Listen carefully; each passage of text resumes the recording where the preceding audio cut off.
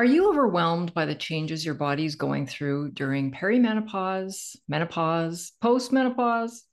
In today's Rising Strong episode, we are going to be talking about all the physical and hormonal changes our bodies experience during these phases of life, empowering you to embrace this transition with confidence. So stick around.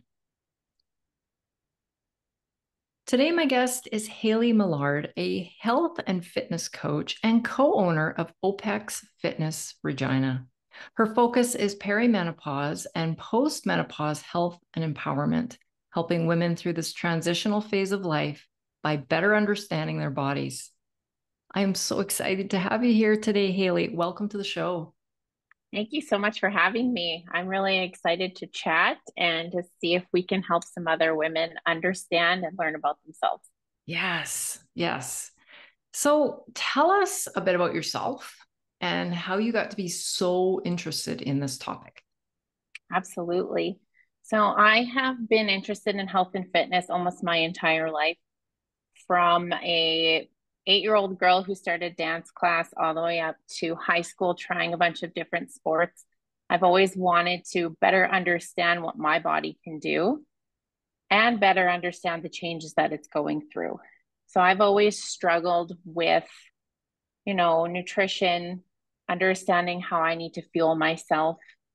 I've noticed over the years that my body is very sensitive to the changes that come with aging, and taking the time to track, research, and figure out what that means for me has made a significant difference in moving forward with my health.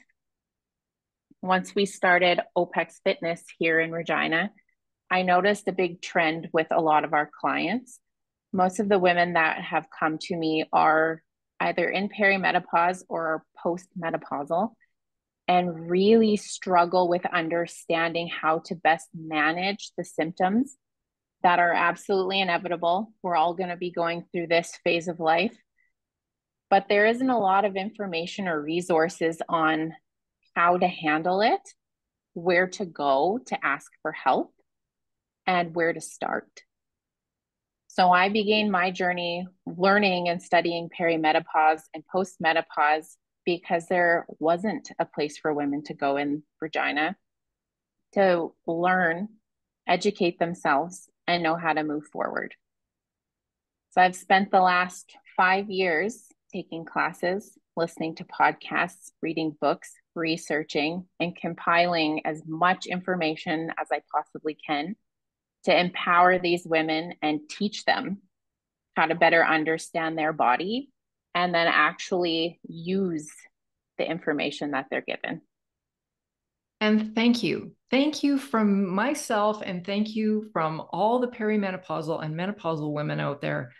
I heard something, you probably can correct me, I'm probably wrong, but at this current time, there's a third or more of the world's population of women are in this hormonal change of life right now. This is a massive group of people. And I think back to, when my mom started having these challenges, goodness knows my grandma never talked about it, but it was almost just like, suck it up, buttercup, is the message she got from her physician. And just struggle, riding the struggle bus so much for all the reasons. And now I feel like we are maybe, hopefully, finally turning this corner where people like yourselves are a beacon of hope. I entered the world of menopause right at the age of 50 and thought, oh, I'm doing this okay. I'm one of these lucky unicorns. I've never had a hot flash in my life. But let me tell you, there were several other symptoms that I was desperately dealing with that I had no idea were actually related to menopause until recently.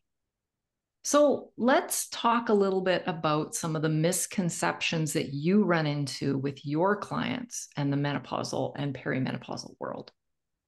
Well, this is a big one.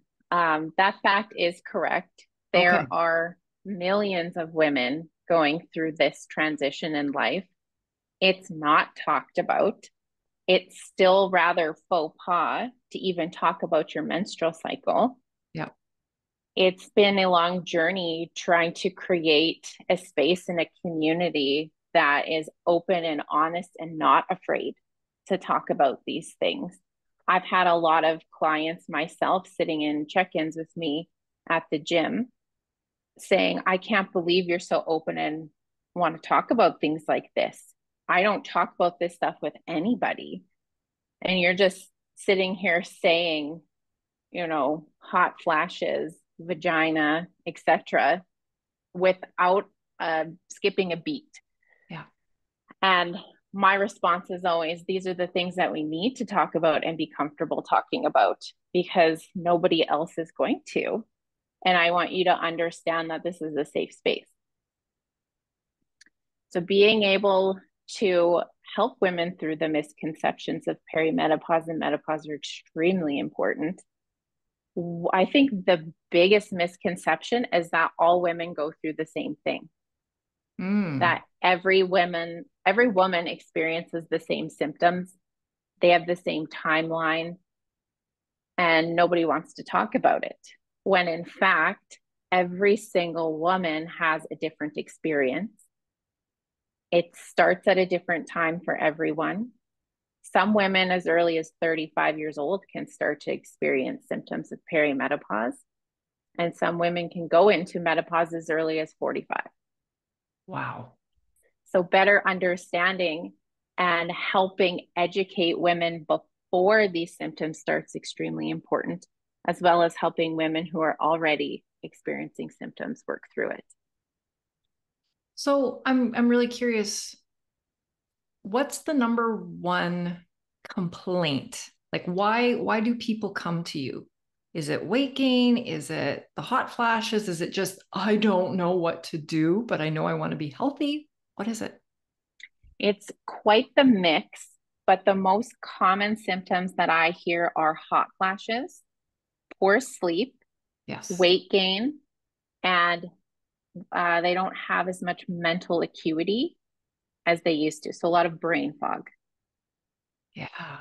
Well, as I just said, I haven't had a hot flash that I'm aware of, but I cannot sleep to save my life. The brain fog, anybody who's lucky enough to dodge that bullet, oh my gosh. Like I really question if I'm into early onset Alzheimer's. It's that bad some days. And Yes. then the other thing, and I don't know how common that is in your practice, but I feel like I've been hit by a truck some days, like the joint pain, especially my hips and my knees, outrageous, you Yes. know? So, yeah, that is very common. As we go through perimenopause, hit menopause, and take the journey into postmenopause, our estrogen and progesterone drop. So typically through early perimenopause, we have an influx of estrogen. Everyone says, I have too much estrogen. This is causing my hot flashes. That's your brain's way of trying to overproduce because our body isn't as sensitive to our hormones anymore. So it continues to push and push and push these hormones throughout our body in order for our receptors to actually say, okay, I have enough, because we just aren't producing enough and aren't sensitive enough anymore. But as we transition through into postmenopause, we lose our main source of estrogen or our estradiol. Mhm. And that hormone has many protective effects in our body. It protects our brain health, our heart health, our digestion, our immune system, everything. So having memory loss and joint pain is very common. Another common side effect is inflammation. As we get older and our estrogen drops, inflammation can become an issue, not only with joint pain, but inflammation can affect your memory. So learning how to better support your body with the decrease in estrogen is key. And the very first place that I usually start with all of my clients is ensuring that you're eating a sufficient amount of calories. So this is not a time or a place anymore to do our 12, 14-hour fast, to skip meals, to be on a crash diet, to look at low carb. This is a time of your life where we need to really look at nourishing our body and making sure we're getting sufficient amount of calories every single day to help counteract the loss of estrogen. That is so interesting. And I'm betting that our listeners' ears are just pricked right up because you're right. I mean, in my 20s, I kind of had a go-to, if I had an event and I needed to look phenomenal in a dress or something, I could, have a flat belly in a week. A decade ago, I could do, it was just different. My body is 180 degrees opposite of what it was even a decade ago. But it's so interesting that we want to start with diet. Is there anything particular in our diet? I mean, calories, clearly, we have to be sufficient. Are there any particular nutrients, micronutrients that we want to be paying attention to? Yes, the most important thing to focus on is an ideal protein intake. As we get older, usually from the age of 30 and on, you lose between 3 and 8% of your muscle mass each decade. Wow. That is without sufficient exercise and protein intake. Protein is absolutely fantastic because it also will help regulate your blood sugar every single day, which is another area of our health that is affected by the loss of estrogen. So we are not as insulin sensitive as we used to be as we go through postmenopause. So ensuring that we're eating sufficient protein to maintain blood sugar levels, as well as maintain our one and only source of our metabolism, essentially our muscle tissue, is a very good place to start. And the best way to do that is to ensure that you're getting between 30 and 50 grams of protein first thing in the morning. That will set you up for success, not only with warding off cravings, it'll keep you fuller. It helps with mental acuity. It can help with your immunity. It helps with your digestion. And a lot of women notice that their sleep improves when they eat sufficient protein throughout the day. Interesting. So, can you give us an example of what a breakfast that has 30 to 50 grams of protein might look like? Yeah, there's a lot of different options. A good place to start is to stop thinking about breakfast as just breakfast foods. Okay. And it doesn't have to be meat. Everyone assumes that when we talk about protein, we're talking about a bodybuilder's diet, and we're looking at eating a lot of chicken, rice, and broccoli. But a really good start to your day. I had a client come in the other day for an assessment, and her breakfast is fairly simple: a slice of sprouted whole grain toast with a couple of tablespoons of peanut butter, and usually the all natural peanut butter, half a cup of Greek yogurt, and a couple of eggs. So you have sufficient amount of carbs, fats, and protein in your breakfast, which is very well rounded.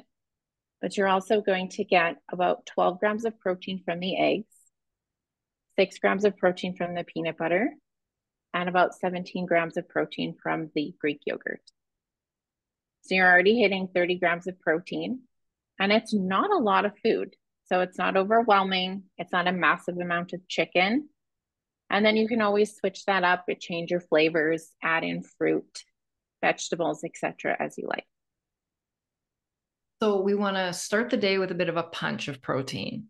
And then do we want to continue that high focus on protein? Let's maybe phrase it that way, focusing on protein throughout the day as well? Yes. So it is recommended that we leave space between our meals to allow our blood sugar to reset. So there is nothing wrong with snacking, but through the research and reading that I've done, it is important to give yourself enough time between your meals to allow your blood sugar to reset. That's going to help ward off excess body fat and allow your system to fully digest. So focusing throughout the day on 3 good meals that hit between, it depends on your function. If you just want to maintain the muscle mass you have, I would say between 20 and 30 grams of protein per meal is fantastic. If your goal is to add muscle tissue, as you age, you probably want to hit between 30 and 50 grams of protein per meal. Okay. So not just that breakfast bang, but continuing that throughout the day. So Yeah. that's probably a really good segue to pivot maybe a little bit more into talking about the fitness aspect of getting through this time in our lives. I've certainly noticed I'm somebody that I'm an active exerciser. I always have been for years. My body is not the same, and it doesn't respond the same way to even resistance training. I feel like I have more fat on my body, even though I'm still, lifting weights 5 times a week, doing some kind of cardio 5 times a week, stretching, doing all the things. So let's talk about the importance of resistance training. Now, I have heard that this is an extra important thing to do as we get older. Do you want to touch on the importance of that? Absolutely. Resistance training is essential to not only maintaining your muscle mass as you age, but keeping your joints, ligaments, and balance. We want to maintain as much of that as possible as we get older to maintain our independence, Mm-hmm. but also to ensure that we're keeping up our metabolism and keeping our body healthy. Absolutely. Do we need to train differently as we get into perimenopause, menopause, postmenopause, or is that a fallacy? We do need to ensure that we are sufficiently challenging our body. It is very difficult and can sometimes be overwhelming if you've never lifted heavy before. But coming into the gym and actually challenging your body to the point where you are breaking down your muscle tissue so that it can regrow, which is directly connected to that protein consumption during the day, is essential.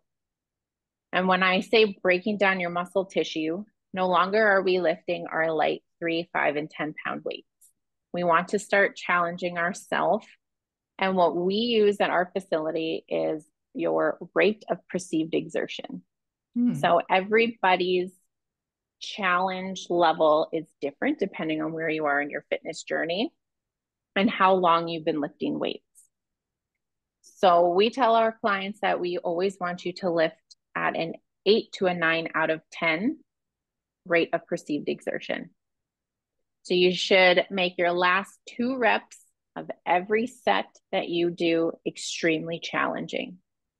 So if you're a beginner, that might be 10 pounds, but if you're more advanced, that could be 50 pounds. But progressively overloading your body week over week and month over month is the only way to physiologically change your muscle tissue and muscle mass.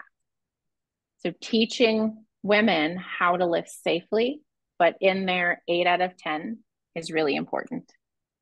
Now, I know the answer to this question, but I would like you to answer it for any of our listeners who maybe are thinking, oh my gosh, I don't want to look like a bodybuilder. I don't want to be bulky. I don't want to be big. What would you say to them?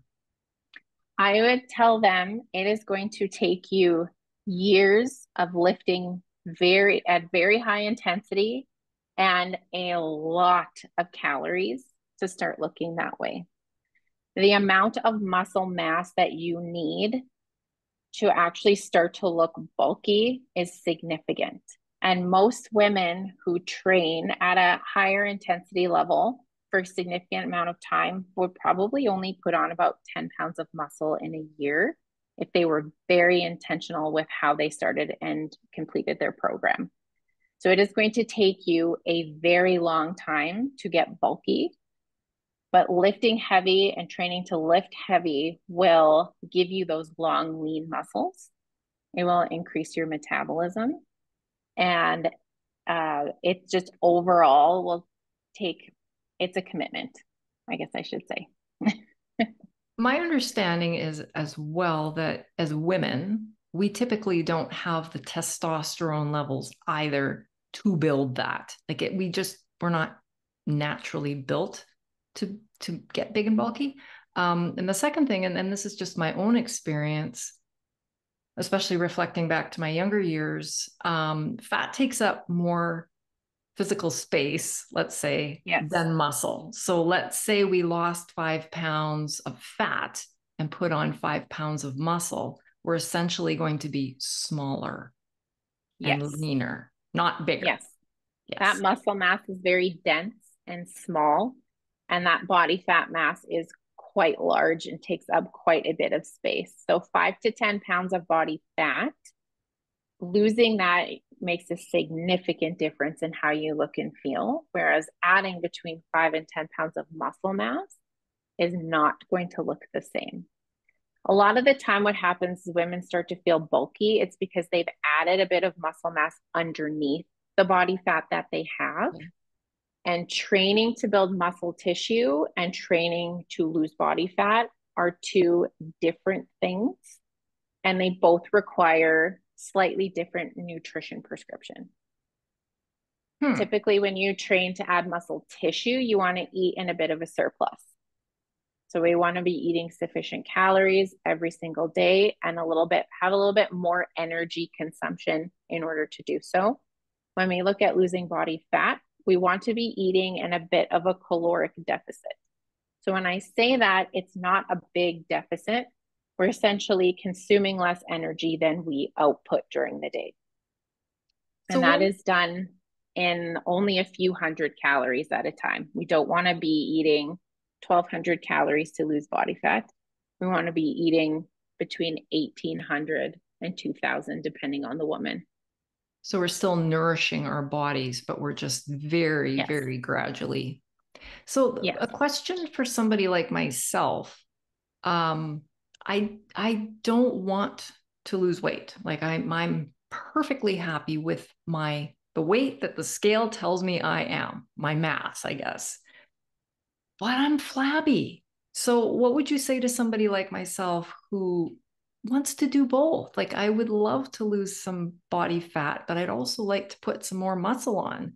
Is that a grad you do this for a while and then we do that for a while, or what's the It approach? depends. It depends on how quickly you would like to do one of the two, but you Mhm. could look at working on body recomposition where we're in a slight deficit of calories, but we're still looking at training to add muscle tissue. So both won't happen as quickly when done in tandem, but it is possible to work on recomposition of your body. So it's possible. You're Yes. giving me hope. You're giving me hope. Now, let's circle back to something that I've really noticed in my friend group, my professional group, and that is the mental health of women who are facing these hormonal changes. How can diet, resistance training, and just this new perspective of a healthy lifestyle affect our mental health? Mental health in postmenopause is a tough one. Our estrogen affects our brain significantly. We have a lot of estrogen receptors in our brain that affects our serotonin, our dopamine, our norepinephrine. And that's something that can't be changed without medical intervention. If it's a significant problem or thing that you deal with every single day that you just can't seem to change, there's nothing wrong with seeking out medical help, such as hormone replacement therapy, going on an antidepressant or an anti-anxiety medication. I do know some doctors and public health nurses will recommend birth control to some women. So do your research and make sure that you understand what's being recommended to you and do what's best for your body. But exercise and nutrition can play a large part in helping you manage your mental health, not only with allowing or giving you an outlet to help with. I know we've had a lot of women come in and say they sometimes feel like they have a white hot rage sometimes. It just every little thing just sets them off. Having a nice list of things that you can do that gives you a space to work through some of the new feelings and mental health issues that you have are really important.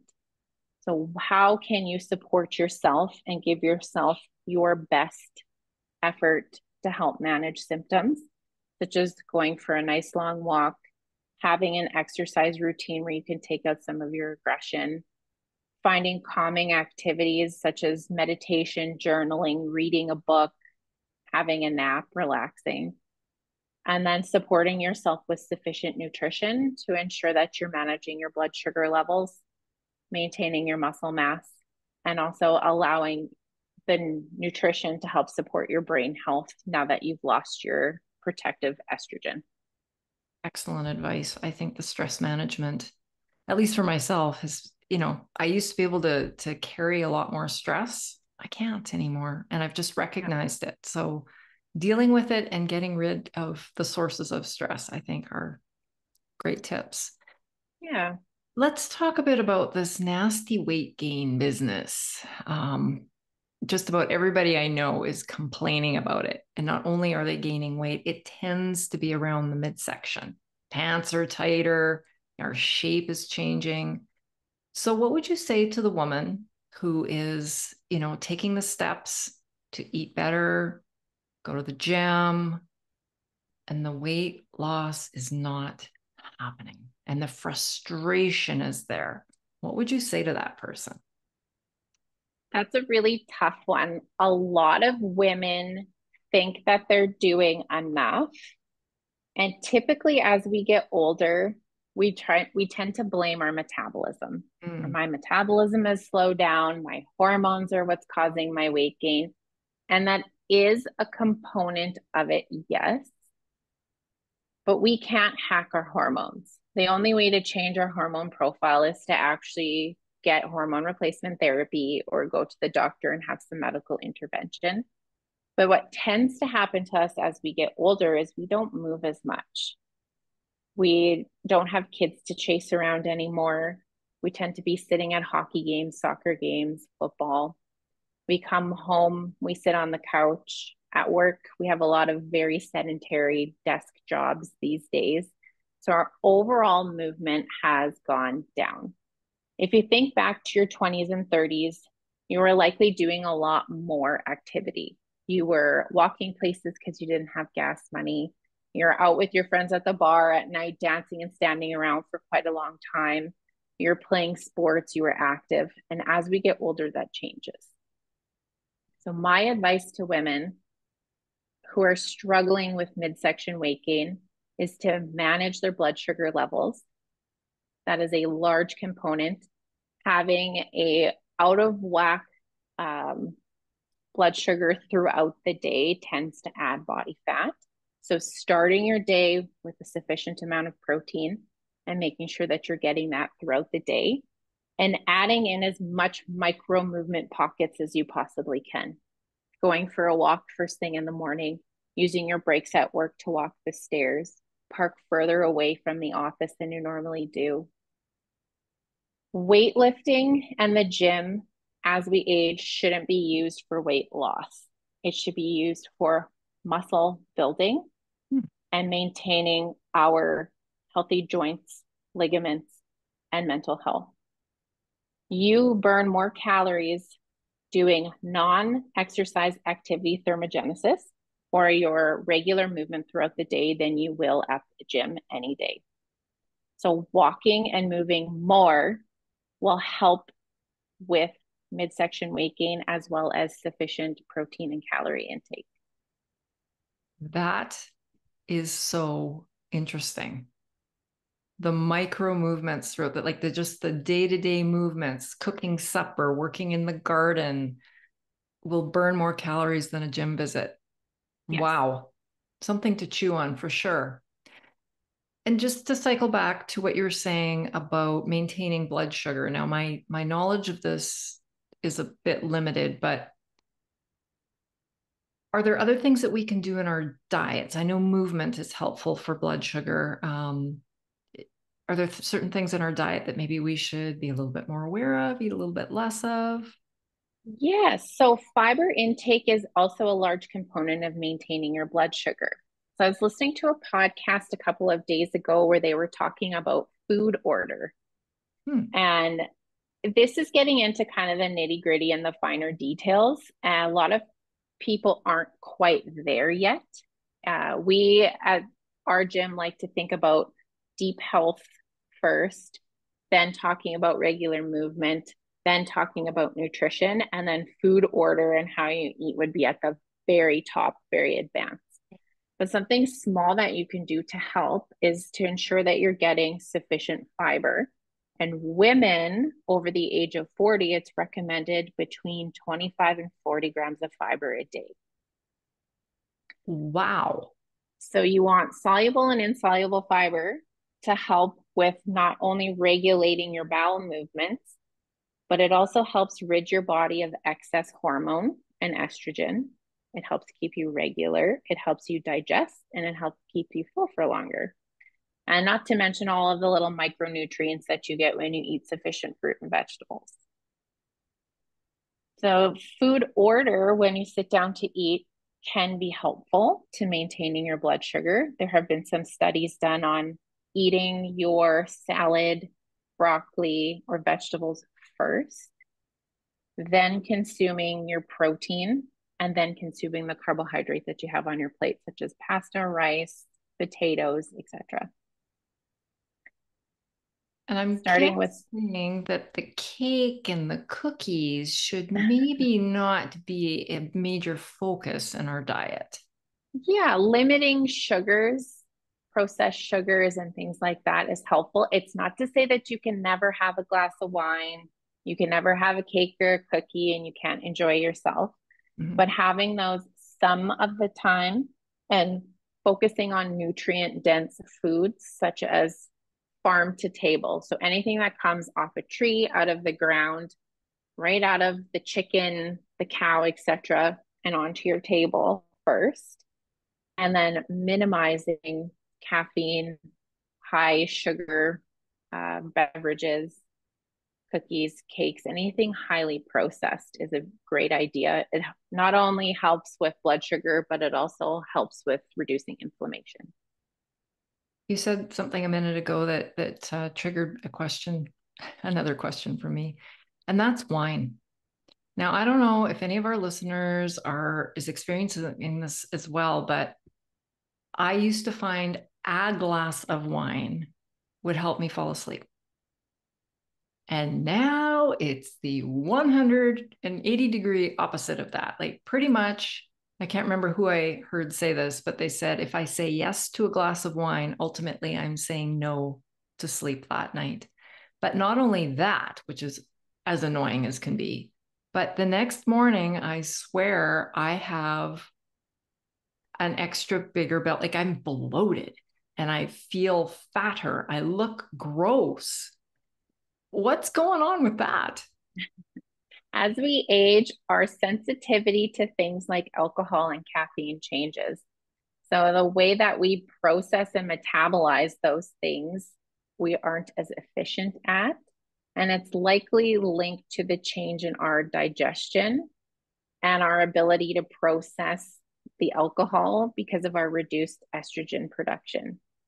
So I always tell my clients, if you want a glass of wine, make the educated choice to do so. Make sure you're sufficiently hydrated, consuming sufficient protein before you have a glass of wine or alcohol can also help with digesting it. And just make sure you understand if it makes you feel bad, maybe don't do it anymore.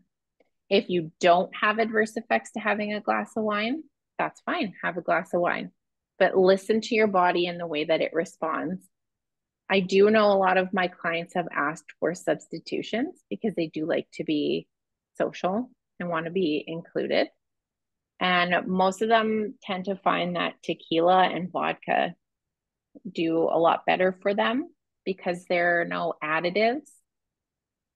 And we do know that wine has tannins and sulfites that can cause us to have stomach aches, heartburn, indigestion, and poor sleep. Definitely. I will also add to that list. I have found a lovely mocktail sangria at Save On Foods here in Regina. That is, I think it's, don't quote me on this. I want to say it's either 30 calories or 70 calories. And it doesn't tastes like wine, but man, it feels like a treat. And I think to me, that's what a glass of wine has always been, is a Yeah. treat. So, and I just don't have the headache in the morning. So that's kind of a nice plus too. One last Absolutely. question for you, and that is, how do we keep going through this phase in our life with a positive attitude and a mindset that's going to help us? That one's different advice for every person, but I would say start looking at it as a new beginning. This is a new opportunity for you to learn what your body needs, learn what you need to move forward, have a good support system and people that you can talk to and find some support with. Find new hobbies and things that bring you joy, and make sure that you're continuing to lift weights to support yourself. The more muscle mass you can add onto your body, you will be thanking yourself a decade or two from now for putting the time in, because you will have a lot less pain and you will be independent for longer. Excellent, excellent advice. I know our listeners are going to want to come and find you online and learn about everything that you do. Where's the best place for them to go? Absolutely. You can connect with myself and my team at OPEX Fitness Regina by visiting our website. It's opexregina.ca. Great. And that will be in the show notes as well. I know I'm going to be checking you guys out. Sounds like a perfect fit. Thank you so much for being here today, Hayley. I cannot tell you how much I've enjoyed this conversation. I could keep you for another hour, but I know you're a busy gal. So thank you so much for coming. Awesome. Thank you so much for having me. It was awesome. And to my listeners, stay well and be resilient, and we'll catch you next time.